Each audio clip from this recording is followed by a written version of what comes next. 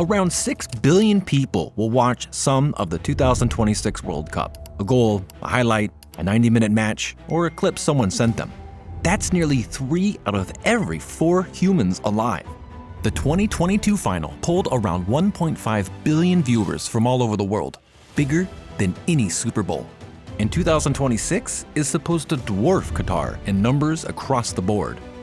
3 countries that spent the last year arguing over tariffs and walls somehow agreed to share an $80 billion economic event.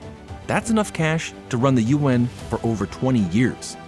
It's the spectacle on the field that ties living rooms from Lagos to Buenos Aires to the same moments. But the games are only the tip. The cultural and economic impact is the iceberg. Welcome to Athletic Interest and the insane business of the 2026 World Cup. To understand the iceberg, you need to follow the money.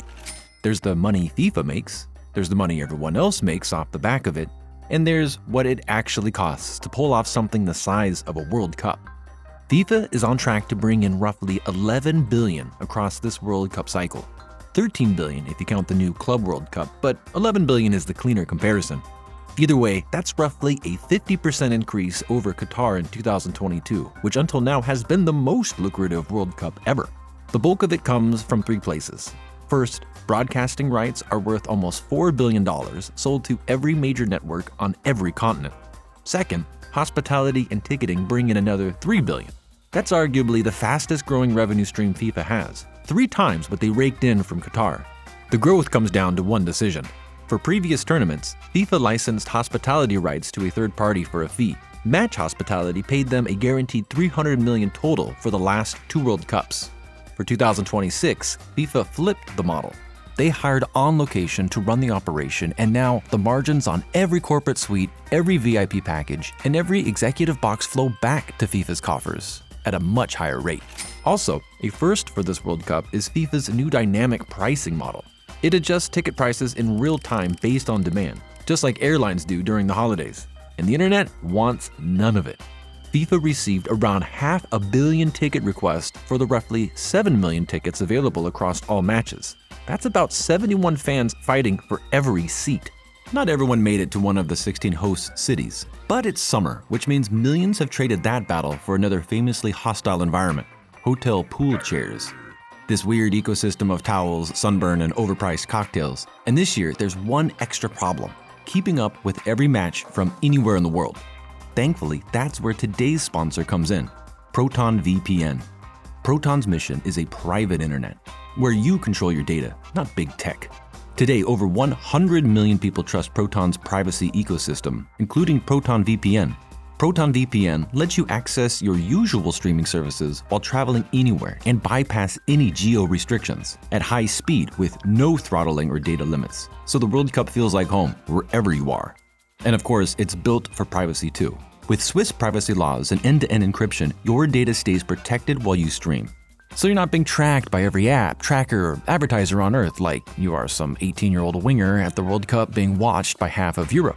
Proton VPN's World Cup offer starts at $2.99 per month. So if you want to protect your privacy or never miss a match while traveling, check out protonvpn.com/athleticinterest. Thanks again to Proton for supporting this channel. And now, let's get back to the video. Third, sponsorships. Add another $2.5 billion. Global brands are paying anywhere from $15 to $200 million each to slap their logos somewhere near a football. Throw in a handful of smaller revenue streams, and FIFA's slice of the pie hovers around the $11 billion mark we started with. But the pie is much bigger than that.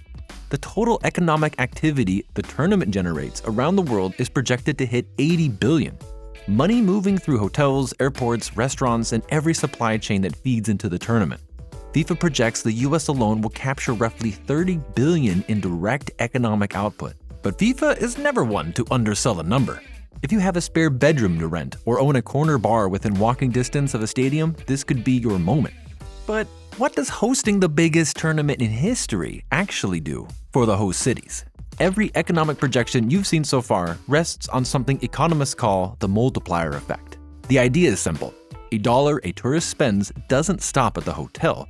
It moves through every hand it touches. So the hotel pays the housekeeper, who pays the grocery store, who pays the cashier, who pays the rent. $1 in becomes $3 or $4 of activity before it leaves the local economy. So when you see independent studies talking about the World Cup's economic impact, what they're really talking about is people. A study projects that more than 6 million visitors will travel to the tournament. The average international fan spends about $400 daily and stays an average of 12 days. That's roughly $5,000 per visitor flowing into the local economy. That spending creates jobs.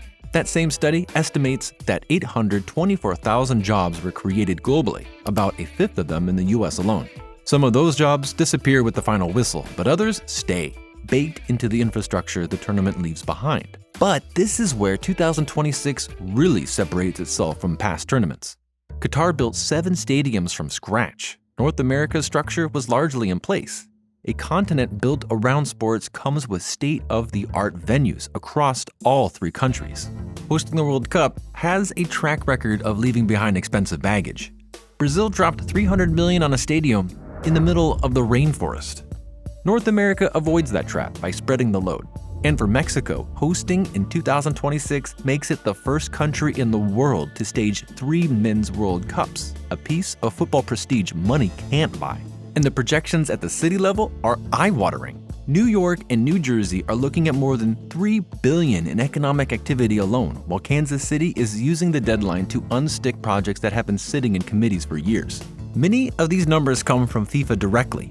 You'll be shocked to learn that FIFA tournaments are, according to FIFA, very good for everyone. Independent economists running the same projections without a horse in the race tend to land lower.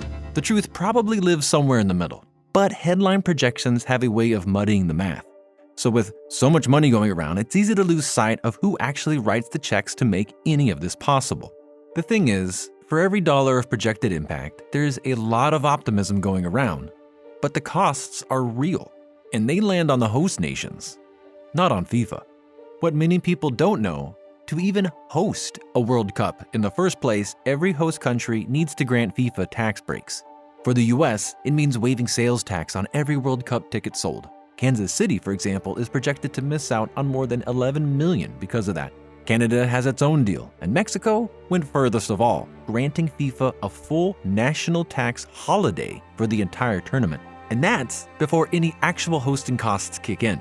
Each US host city is on the hook for hundreds of millions in security, infrastructure, and logistics, depending on which match assignments they draw. Just moving fans in and out of MetLife will run $62 million across 8 matches, and FIFA isn't paying a cent of it. To recoup it, a round trip from Penn Station to the stadium will be $150 instead of a regular $13 fare. This is also the first World Cup in history that FIFA is running entirely from its own operational office in Florida. FIFA writes the contracts, runs the show, and keeps most of the money, while the host cities pick up the majority of the tab. The historical track record isn't reassuring either. Most World Cups ended in financial losses for the host country, and the cities running the math on 2026 are quietly getting cold feet ahead of kickoff too. New York, Seattle, and Boston all killed or scaled back their plans for fan festivals. For the residents who actually live in these cities, the squeeze is real. Airbnb hosts are pulling out of long-term rentals to chase tournament money, which is driving up rent for everyone else. Restaurants, ride shares, all making the most of the opportunity. But for locals, that opportunity comes at the cost of their daily life. Some sports economists argue that big tournaments don't add to spending so much as they displace it. Tourists fly in for the matches. A number of locals stay home, and the regulars who would normally visit those cities push their trip until the party's over. So if hosting a World Cup so often runs in the red, why do countries keep competing for it? A French sports economist has a name for one piece of it: the winner's curse. The idea comes from auction theory. When a bunch of bidders compete for something whose actual value is hard to measure, like say, the right to host a World Cup, they tend to overestimate. The winner is usually the one who overestimates the most. This is why FIFA walks into negotiations with the leverage it does. There are always more bidders in line. But the cities and countries lining up aren't naive. They're not buying a return on investment, they're buying something else. This Harvard political scientist spent his career studying what he called soft power, the way countries get other countries to like them, trust them, do business with them, and take them seriously, not through force or financial pressure, but through being seen as attractive, modern, and capable. And almost nothing builds that kind of perception faster than 6 weeks of saturation media coverage on every continent at once. Hosting a World Cup is one of the most concentrated soft power plays available. It's why Germany used 2006 to rebrand itself as a friendlier, more open country. It's why Qatar spent billions putting itself on the geopolitical map. It's why Mexico lobbied to become the first country in history to host 3 Men's World Cups. For FIFA, the model is more straightforward. They sell something no one else sells, which is how you end up with tax exemptions, custom-built fan zones, and host cities adjusting their own laws to fit a tournament rulebook. The countries know what they're signing up for. The financial and the political payoff aren't on the same timeline, which is how a deal that looks lopsided on paper gets signed anyway. So the truth, like most truths, lives in the middle. The 2026 World Cup will create real economic activity, real jobs, and real moments of civic pride. It will also leave behind real bills, real losses, and real costs. Both things can be true at the same time, and probably will be. And that's the trade, to get a piece of the insane business of the FIFA World Cup.